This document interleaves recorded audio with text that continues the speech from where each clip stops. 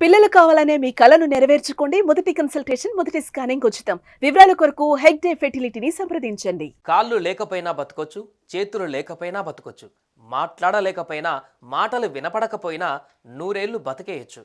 కళ్ళు లేకపోయినా జీవితంలో ముందుకు కదిలిపోవచ్చు. అలా బతికిన వారు ఈ ప్రపంచంలో కోట్ల మంది ఉన్నారు కూడా. అయితే ఇదిగో ఇక్కడ మనం చూస్తున్న ఈ మహిళ మాత్రం ఏకంగా గుండె పూర్తిగా దెబ్బతినిపోయి పని చేయకుండా పోయినా కూడా చక్కా బతికేస్తుంది. చక్కగా పెళ్లి చేసుకొని 2 బిడ్డలకు తల్లి కూడా అయింది.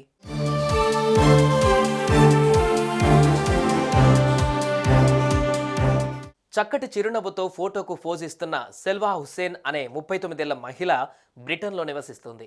గుండె పూర్తిగా చెడిపోయి మృత్యువుకు 3 అంగుళాల దూరంలో నిలిచిన ఈమెకు వైద్యులు కృత్రిమ గుండెను అమర్చారు. ఆ ఆర్టిఫిషియల్ హార్ట్ను ఒక బ్యాగులో ఉంచి దాని నుంచి వచ్చిన 2 పైపులను ఆమె శరీరంలోకి పంపారు.